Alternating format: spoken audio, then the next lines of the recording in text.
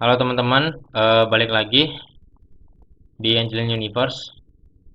Sebelumnya kita udah sedikit ngebahas terkait eh, paling basicnya minta ampun gitulah bahasanya dari controller, roots dan entities ya. Meskipun memang nanti bakal masih ada banyak lagi pembahasan terkait itu, semakin berkembangnya aplikasi juga. Tapi di sini kita bakal bikin sebuah function, sebuah logic gitu untuk melakukan register. Nah, eh, sebelum itu kita kan memang udah sama-sama tahu bahwasanya ada function-function default ya yang udah di generate. Cuman ketika kita cek di API.php gitu, itu nanti kalau kita pakai function yang default untuk eh, menampung logic register itu nanti akan agak sedikit lebih tricky dan itu nanti malah hanya akan mempersulit kita. Nah, kita makanya untuk register ini kita bikin khusus di mana kita akan bikin sebuah function baru di dalam user controller yang memang itu peruntukannya adalah untuk register. So, makanya kita langsung buat, kita taruh di sini aja, public function register. Oke, kita akan bikin dia metodenya adalah post dan kita akan nerima inputan email dan password. Maka kita akan di sini bikinnya request argumennya. Nah, teman-teman juga perlu ingat bahwasanya kalau kita bikin function untuk register itu kita perlu sebuah aturan. Jangan sampai nanti aplikasi nembak API kita untuk register itu kita tidak membuat sebuah aturan yang harus dituruti oleh aplikasi. Jadi kita nggak mungkin aplikasi bisa ngirim data apapun itu dengan key atau mungkin field apapun itu, lalu kita terima gitu aja. Nanti itu malah hanya akan error. So makanya di register apa yang kita butuhkan? Kita butuh validator untuk melakukan validasi terhadap request apa sih yang dikirim dari aplikasi dan diterima oleh kita sebagai backend. Nah, kita bakal bikin validator, cuman karena validator ini juga nantinya pasti nggak akan dipakai hanya pada function register doang, tapi bakal dipakai di function-function yang lain. So makanya validator ini itu baiknya adalah harusnya global. Karena ya udah kita nggak mungkin harus bikin validator terus di setiap controller itu bakal capek dan malah nambah waktu lama ya. Makanya kita harus bikin satu function validator yang nanti bisa kita pakai oleh semuanya. Nah, di mana baiknya bikin? Kita akan bikin di luar modul. Gitu. Jadi jangan sampai di dalam modul user gitu kita bikin validator, nanti si anggota bakal manggil dari modul sebelahnya. Kayaknya kurang bagus. So, makanya kita akan bikin validator itu di luar. Nah, di mana? Kita akan lari ke folder app http controller. Nah, di dalam file control.php, di mana control.php ini memang udah di setup secara default sebagai base controllernya. Oke, kita bakal langsung buat public function validasi. Nah, di dalam validasi ini nanti kita bakal nerima dua parameter, di mana parameter itu adalah field-nya ya atau request-nya yang dikirim oleh aplikasi. Lalu yang kedua adalah aturannya ingin seperti apa. Gitu. Jadi jangan sampai aturannya kita buat di controller karena nanti malah hanya akan banyak gitu. Tapi aturannya akan kita deklarasikan di dalam masing-masing function di luar dari base controller ini. So, makanya kita butuh dua argumen di mana pertama adalah request, lalu yang kedua adalah item. Oke, kita buat di sini validasi sebuah variabel baru di mana kita akan manggil validator. Nah, kita akan bikin make. Nah, datanya apa? Nah, datanya ini adalah requestnya ya. Jadi kita panggil request Ravanah all. Jadi kita bakal panggil semua request yang masuk gitu. Nah, lalu rules-nya ini adalah aturannya. Nah, aturannya nanti kan akan kita deklarasikan di luar, di masing-masing function, di masing-masing modul gitu. Jadi kita keluarkan rules-nya, jangan ada di dalam base controller, tapi kita buat sebuah argumen untuk rules. Jadi kita masukkan di sini, rules-nya itu adalah argumen item ya. Oh sorry, gini aja, supaya nanti nggak pusing, kita akan samakan rules. Nah, oke. Nah, lalu setelah itu apa?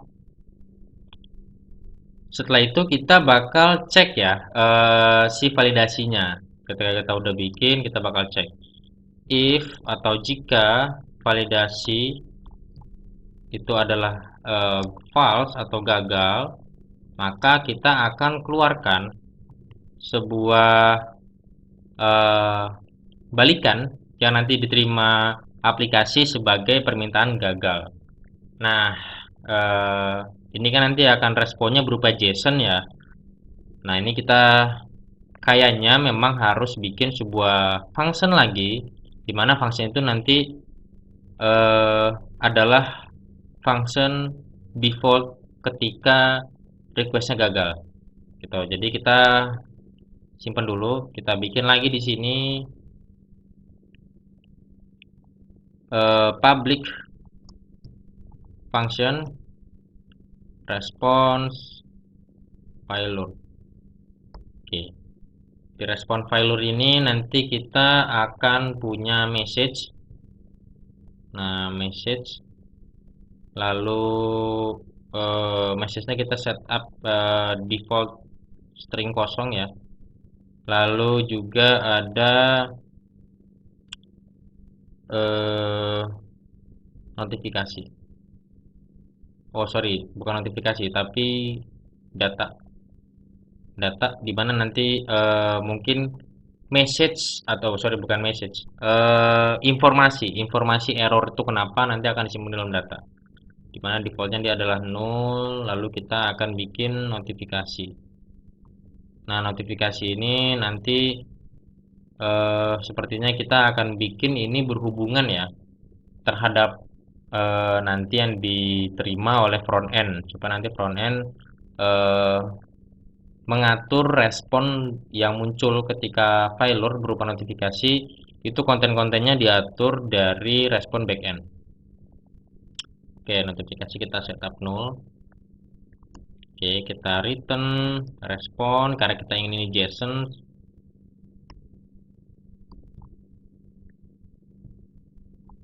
Respon JSON. Kok respon sih, sorry. Response JSON. Nah, di sini kita akan ada field respon code. Kita bikin default gitu ya responnya nanti. Respon code-nya mungkin adalah 500 ya. Nah, kita berarti ternyata butuh ya kode ini ya. Kode dimana kode defaultnya adalah 500 karena nanti ya failure. Oh, jangan 500, kita bikinnya 400 saja.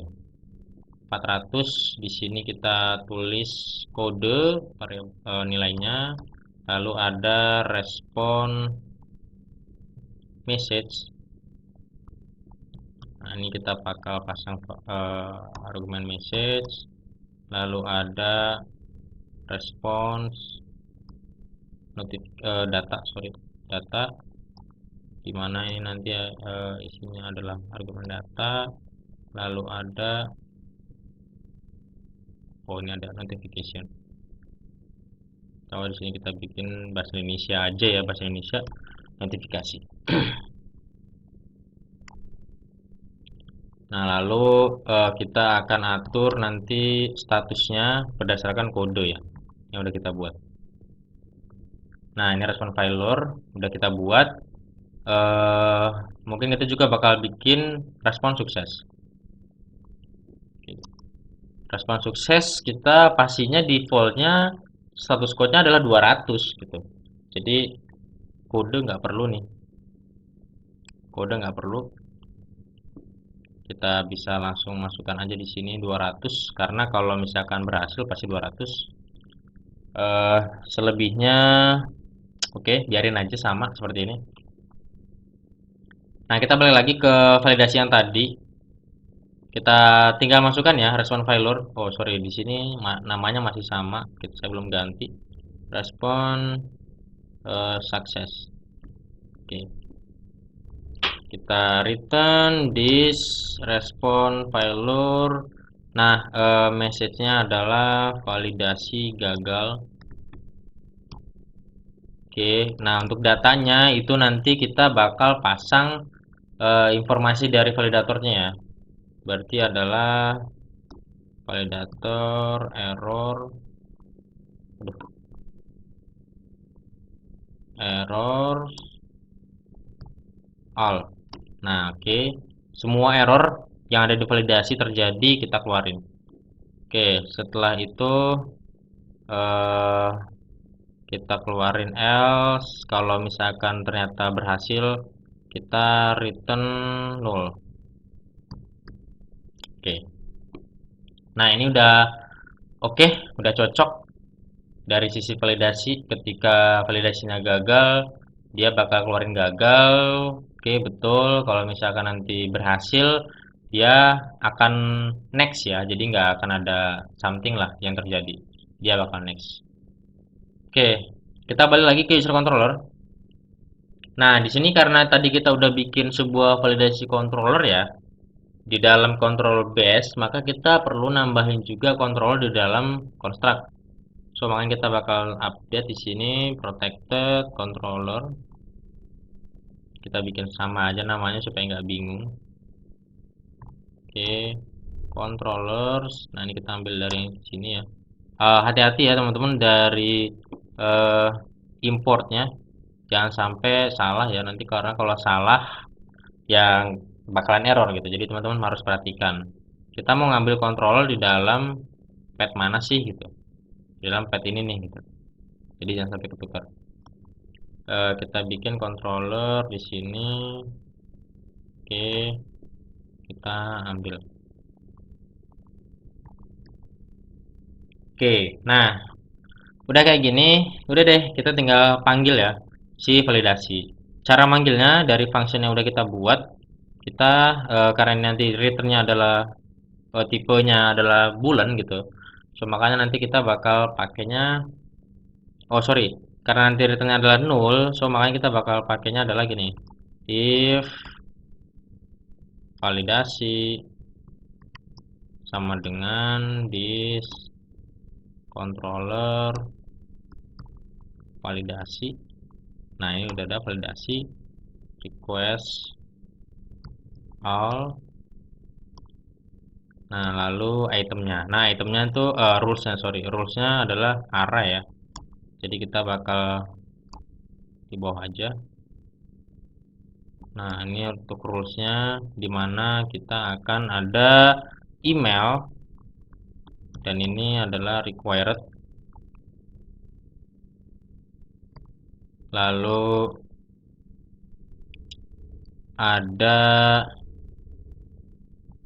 password. Nah, ini minimal 8 aja kita bikin ya. Minimal 8. Oke, kita sampel aja dulu dua ini ya. Kalau udah kita return validasi. Oke. Kita bakal coba tes ya si function register ini validatornya apakah berhasil atau enggak gitu. Nah, kita bakal coba tes. Berarti kita bakal bikin sebuah roots baru untuk menampung function register. Kita lari ke roots di user. Kita bakal bikin di sini adalah roots post user/register. Nah, di sini dia akan manggil dari kelas control user, di mana nama functionnya adalah register. Nah, oke, sip. Kita coba tes. Kita root clearkan dulu. Oke. Nah, ini saya coba bakal tes di Postman ya, untuk ngecek responnya dari si register. Kita coba cek di Postman. Nah, di sini udah ada Angelin. Kita coba buka di folder user register ini deh, yang udah ada sampelnya. Kita butuh dua ya, email dan password. Anggaplah password nggak ada. Hasilnya seperti apa? Oh ya, ya variabel lokal belum dibuat. Kita buat dulu variabel lokalnya. Variabel lokal, dimana lokalnya itu adalah ini 127, portnya 8000. Oke, kita bakal ambil /API gitu, karena kan kita bakal mainnya API ya, so makanya perlu ada /API. Kalau udah kita save, nah ini teman-teman jangan sampai keliru ya. Jadi kalau kita mainnya API, karena ini kita bikinnya di dalam API PHP di sini untuk manggil register, maka untuk rootnya itu defaultnya memang di belakangnya ada /API. Tapi kalau untuk website, teman-teman misalnya bikin di sini untuk bisa dipanggil di website, itu nggak perlu ada /API di belakang portnya. Oke, kita udah dibikin, kita cek di sini lokal, oke udah ada user register. Sama rootsnya /user/register. Nah ini ya /user/register. Kita coba send.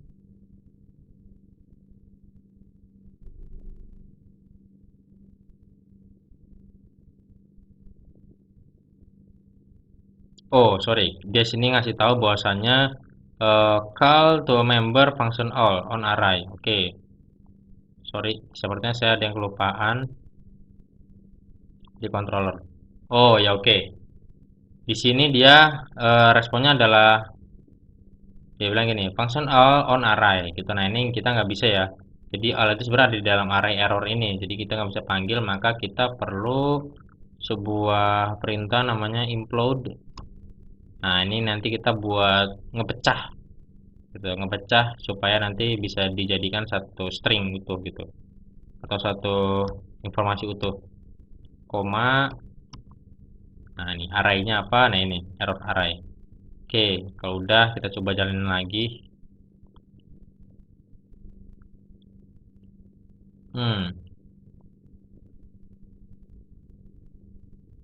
Dia ada di line 17. Oh ini ya request all. Sorry. Oh di sini udah request all. Sorry, kita nggak perlu lagi berarti kita tinggal pilih ya. Ini kita mau pakai request all di sini atau di sini. Tapi sepertinya kita mungkin lebih nyamannya sih, bentar, saya pilih nyaman. Mana yang dihapus? Kayaknya di sini deh. Yang di sini kita hapus. Jadi kita masukkan request saja. Oke, kita coba send. Nah, muncul ya. Kata respon datanya adalah gini, the password field is required. Tuh. Nah, di sini kita udah bikin, oh sorry bukan yang ini. Nah, di sini ya, password required. Nah, kita coba cek password minimal 8. Kalau misalnya kita di sini bikinnya sampai 6. Passwordnya ada fieldnya, tapi passwordnya sampai 6, bukan sampai 8. Nah, ini, the password must be at least 8, minimal 8 karakter. Gitu. Nah, gitu ya. Jadi untuk validator ini udah oke. Udah bisa jalan.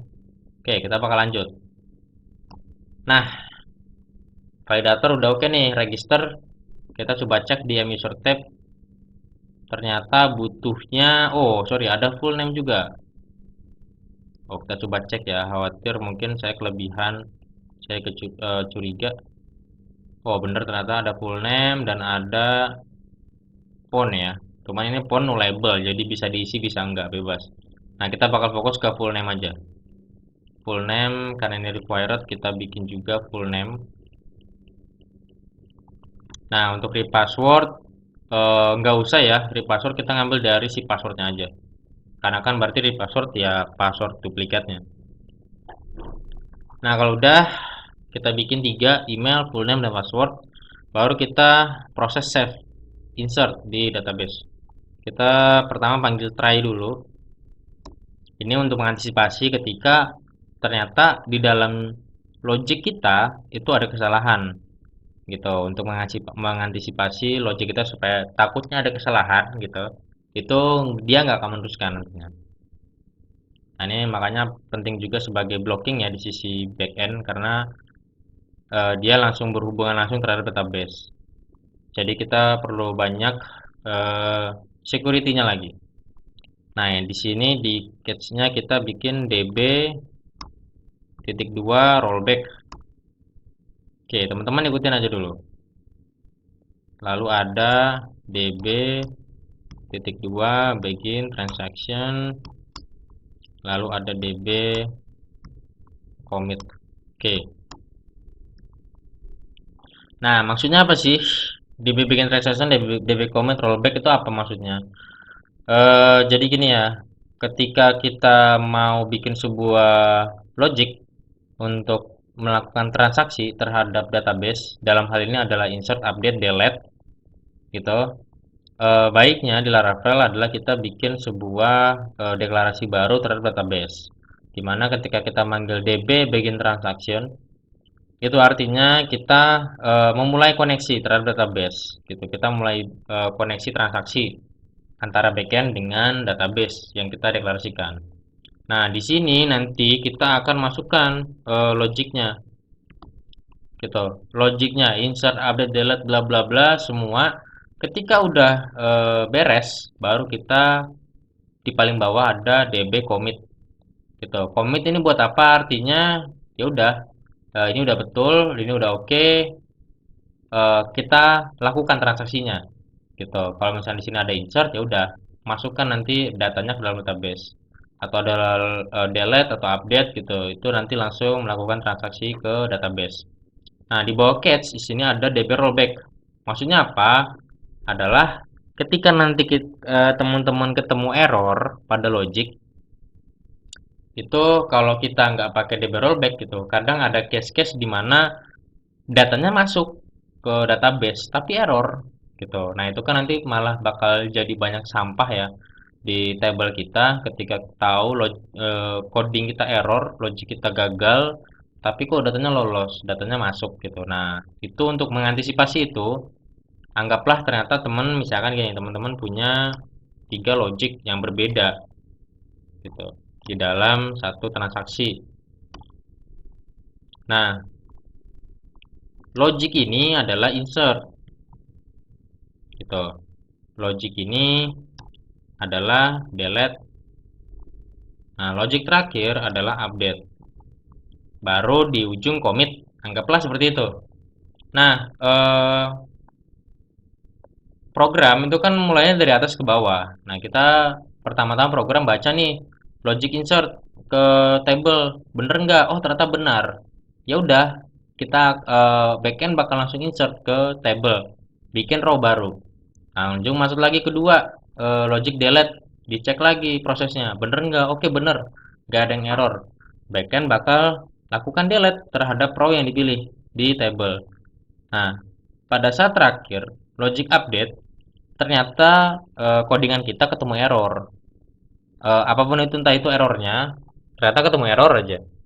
Nah, proses update itu nggak akan dilakukan di dalam table, kan gitu. Lalu, karena error di sini, maka dia akan secara otomatis langsung loncat ke cache. Nah, di cache sini dia ngejalanin apa? DB rollback. Artinya balikin lagi data yang udah di-insert tadi atau ada perubahan di table tersebut, kita ulangin lagi, kita undo. Nah, maka ketika di-update delete, program langsung lari ke cache. Di cache akan jalanin DB rollback. Nah, apa yang terjadi pada row insert tadi yang udah berhasil dan terbuat row baru, juga ada logic delete yang udah mendelete row yang ada di table itu semua akan dibatalkan gitu, akan dibalikan lagi semua perubahan terhadap seluruh table yang ada di dalam ini ya, antara begin transaction dan commit. Seluruh table yang ada di sini itu akan dibatalkan ulang. Nah, jadi itu penting juga di mana kita memang harus pakai catch DB rollback ya, supaya nanti ketika gagal ya udah perubahannya nggak usah terjadi lah, kan gagal gitu, supaya nanti data-data tuh nggak jadi sampah gitu aja di sana gitu tuh, dan nanti malah hanya akan membingungkan gitu. Nah, ini adalah cara yang tepat ya supaya teman-teman nanti bisa lebih eh, membatasi sekali gitu tuh data-data yang masuk atau keluar dari database. Oke, kita bakal lanjut lagi untuk bikin function register. Oke, di sini kita bakal panggil this. Nah, ini table usernya. User tadi adalah muser tab create request all. Oke, dia bakal nge-create sebuah row baru di mana isinya adalah request all. Nah, isinya kan ada tiga ini. Selain dari tiga ini yang tadi ya, ada phone, ada nomor telepon, dan ada repassword. Tuh, kalau active method kan dia adalah defaultnya 0, jadi udah biarin aja. Nah, sebelum emitter tab ini masuk, kita harus rubah dulu nilai daripada password dan repassword. Oke, kita bakal buat request repassword. Repassword kan belum nggak ada ya nilainya gitu dari inputannya gitu. Padahal sebenarnya repassword itu butuh gitu sesuatu yang bukan nullable memang harus ada gitu. Nah, repassword kan adalah nilai yang sama daripada password. Makanya di sini kita buat atau kita bikin field tambahan di request namanya repassword, di mana nanti nilainya adalah dari nilai password. Cuman kita nggak akan ngambil mentah-mentah gitu aja. Kita bakal coba encode sederhana di encrypt request password. Nah, setelah udah kita bakal atur juga untuk request password, di mana request password itu adalah enkripsi yang lebih rumit lagi, di mana di Laravel kita bakal pakai hashing ya. Nah, make request password. Oke, nah hash ini kenapa kita pakai, karena nanti akan berfungsi untuk login di sisi function yang lain, karena kita nanti bakal menggunakan Laravel Satum ya. Jadi memang defaultnya harus di hashing untuk data seperti halnya password ketika kita loginnya menggunakan password juga. Nah, kalau udah oke, cuman cukup dua ini aja yang perlu kita manipulasi. Selebihnya udah oke, kita user tab bla bla bla, kita simpan. Ketika berhasil kita tinggal panggil return this controller, berarti respon.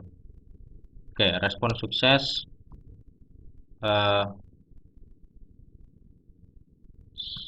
User created. Oke, new user created. Datanya adalah token ya. Oke, nanti kan pada saat register saya mau data yang balikannya adalah token. Jadi nanti pengguna di aplikasi ketika udah melakukan register ya udah langsung masuk, nggak perlu harus login dulu. Nah, kita cek di Laravel Sanctumnya tadi udah kita buka. Nah, ini di sini terlihat gimana sih cara bikin tokennya. Nah, kita coba cari dulu yang lain, siapa tahu mungkin ada yang lebih bervariasi. Nah, di sini sama aja berarti ya. Oke, kita balik lagi ke sini.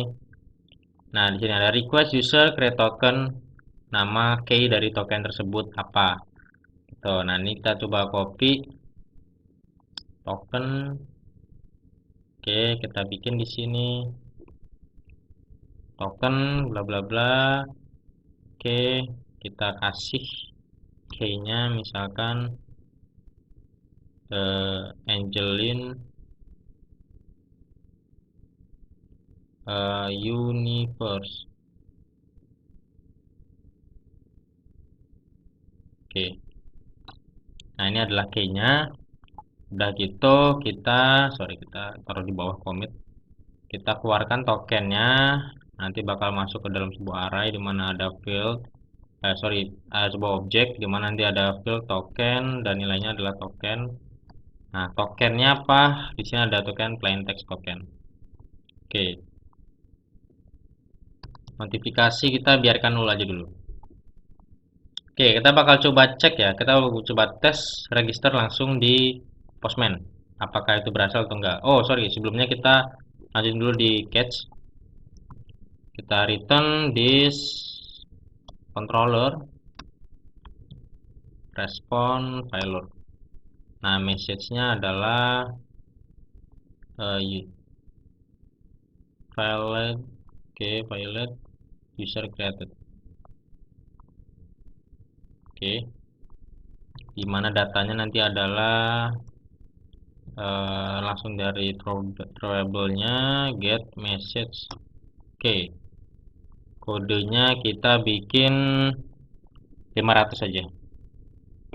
Oke, kalau udah kita coba tes langsung. Ada 3 ya, email, full name, password. Kita coba jalanin lagi. Oke, masih berhasil. Nah, ini muncul ada banyak ya. Pertama full name, lalu ada password.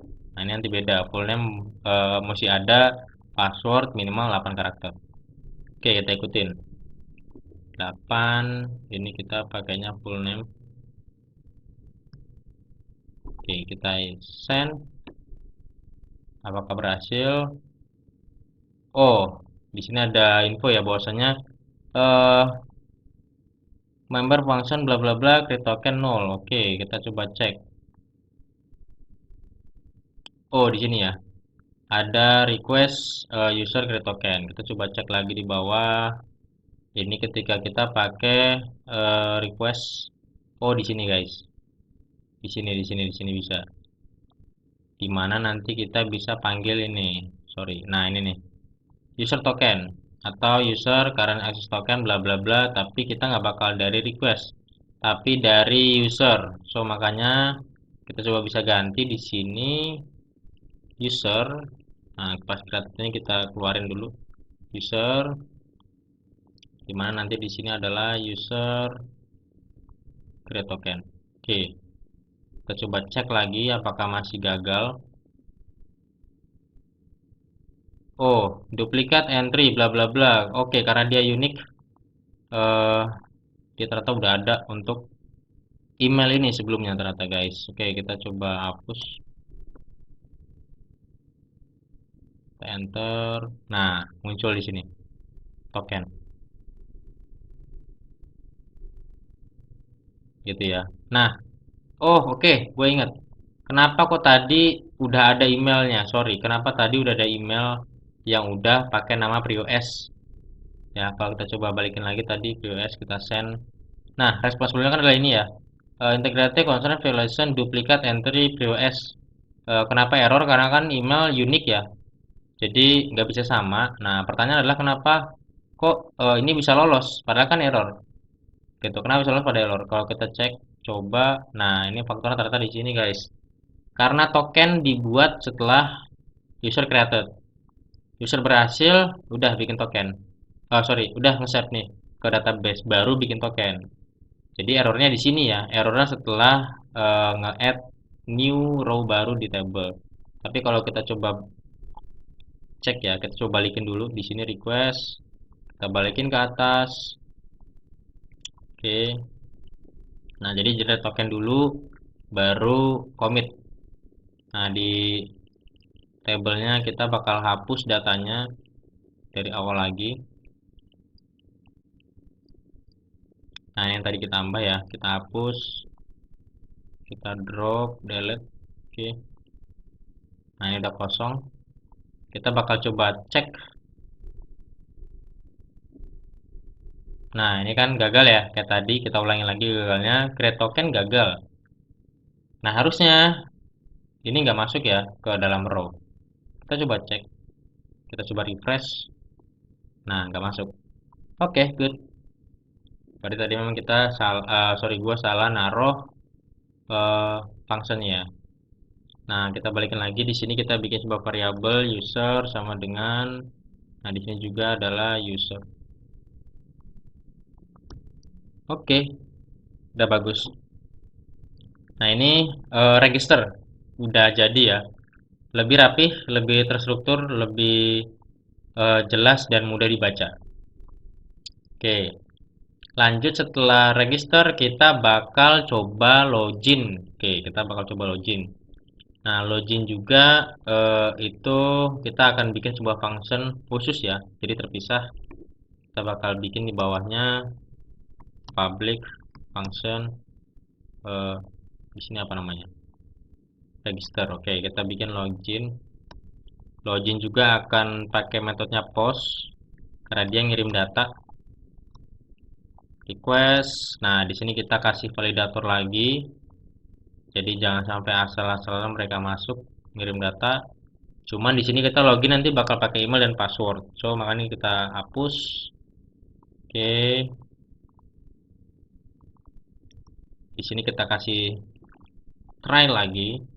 Oh, ya benar kita kasih try lagi. DB begin transaction. Nah, sebenarnya gini ya, karena login itu kita nggak perlu ngupdate, nggak perlu delete, nggak perlu insert, melakukan perubahan di database. Sebenarnya bagian transaction itu nggak perlu ya. Bagian transaction dan DB commit itu perlu kalau misalkan emang mau ada row yang berubah. Tapi kalau kita cuma baca doang table data yang ada di dalam table, ini nggak perlu ya sebenarnya gitu. Tapi nggak apa-apa, kita bisa pasang aja. Mungkin yang bakal kita hilangkan adalah DB commit karena nggak ada perubahan nanti yang bakal di record di table. Tuh. Nah, di sini kita langsung return aja, termasuk rollback ya. Karena nggak ada perubahan, jadi nggak apain buat apa ada rollback. Return controller respond failure, oke. Login, oke sorry, pilot login, oke. Responnya th get message, oke. Kodenya 401, oke. Baru di sini nih kita bakal ambil ya dari si usernya. Kita bakal coba cek if tanda seru out atem. Nah, di sini atem siapa? Itu ada sorry, kita bikin kredensial berarti guys. Kita bikin kredensial untuk nanti kita nampung si atemnya. Sebenarnya kita defaultnya memang harus bikin kredensial. Cuman sebenarnya kita bisa bikin yang lain ya selain kredensial yang biasa juga memang masuk-masuk juga gitu. Nah, ini kita bakal coba buat atau kita bakal buat di sini aja langsung kali ya. Itu ada request only. Nah, ini only-nya kita ada key-nya, ada email, terus ada key-nya password. Oke. Kita bakal cek ya di sini. Jadi kalau misalkan email dan password yang kita inputkan itu sama seperti ada yang ada pada table out tadi muser tab, itu dia akan bernilai true. Kondisi ini ya, ATM ini akan bernilai true. Tapi kalau misalkan gagal itu berarti dia nilainya adalah false. Nah, makanya di sini kita kasih tanda seru ya. Jadi kita hanya akan jalankan kondisi ketika dia false. Nah, kalau misalkan false berarti kita atau gagal atau gak sesuai datanya, kita bakal kasih balikan return this controller respon failure login failure. Kita kasih oke, di message bla bla bla di sini aja kita bakal langsung kasih informasi yang Anda masukkan. Nah, sebenarnya ini harusnya di dalam notifikasi ya, harusnya nanti. Jadi ketika di call, kalau gagal ya front end hanya tinggal cukup mengambil respon pada field notifikasi aja, supaya nanti bisa ditampilin di websitenya sebuah pop-up notifikasi gagal. Cuman karena belum ada front end, jadi kita buat di sini aja sebagai sampel. Yang Anda masukkan gagal. Oke, biarin kodenya kita kasih 401. Oke, ini kalau misalkan gagal ya. Jadi nanti dia bakal ngebalikin ini. Nah, sekarang pertanyaan adalah kalau berhasil gimana? Nah, kalau berhasil maka kita akan cari ya. Kita akan cari bikin variabel baru user sama dengan this muser tab where, karena email ini unik jadi kita bisa pakai request email first. Nah, first di sini artinya adalah kita hanya akan manggil satu row paling atas. Intinya gitu, limit 1 describe by-nya ASC. Palingnya gitu. Jadi kita ngambil sebuah data, satu baris aja data di dalam table, dan itu yang paling pertama atau yang paling atas. Nah, ketika udah dapet, kita keluarin tokennya. Itu nanti ada di dalam respon return this controller sukses. Nah, respon sukses, message login sukses. Oke, kita bikin di sini token user. Nah, kita samakan sama kayak register. Oke, untuk kodenya supaya semuanya serasi. User bla bla bla. Kita ambil sini plain text token. Nah, oke, udah. Kita bakal coba tes ya dari si loginnya. Oh, sebelum itu kita coba cek dia udah ada belum ya di rootsnya. Oh, belum ada. Kita bakal tambahkan dulu di rootsnya nih, jangan sampai lupa ya. Karena percuma kita bikin function kalau rootsnya nggak kita pasang ya nggak bakal bisa kepanggil. Oke, kita coba jalanin dulu clear rootsnya. Oke, udah. Kita coba login ya. Login, user, bla bla bla. Oke, email, password. Kita coba samakan. Oh, ini 8. Coba 8. Kita coba send. Nah, di sini dia bilang apa nih? Bla bla bla, base table view not found, author view not found. Oh, dia nggak ada ya, Prio Gmail. Oke, kita coba cek di register. Oh, pakai S, sorry. Bener, ini udah bener, dia error. Jadi dia langsung ngeluarin si throwback ini ya. Mana nih? Nah, ini kan failure. Jadi dia langsung ngeluarin si throwback ini. Di sini juga kita nggak ngasih kondisi ya.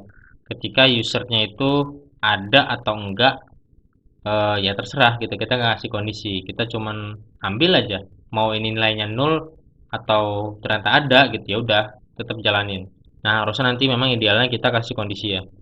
Cuma kita coba cek dulu kalau misalkan ini ternyata benar nilainya atau benar data yang kita masukkan pada saat login. Kita send. Oh, ternyata memang nggak ada. Kita coba cek lagi di sini. Oh, iya benar, ternyata nggak ada. Kita coba cek di register. Kita coba register ulang untuk ini send. Nah, oke, token udah masuk. Kita coba refresh. Di sini, nah user ada. Oke, harusnya login bisa. Kita coba cek. Login, email, password, oke sama. Kita send. Oh, ternyata dia emang nggak ketemu ya. Kita coba eh, samakan dulu di sini. Where bla bla bla email user tab. Oke, dia failure di sini. First.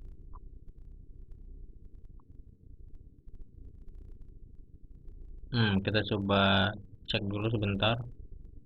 Email, oke benar, prios@gmail.com.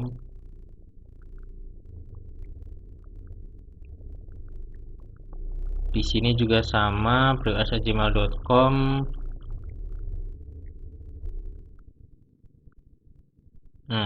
Sebentar. Kita coba cek bilangnya SQL state bla bla bla.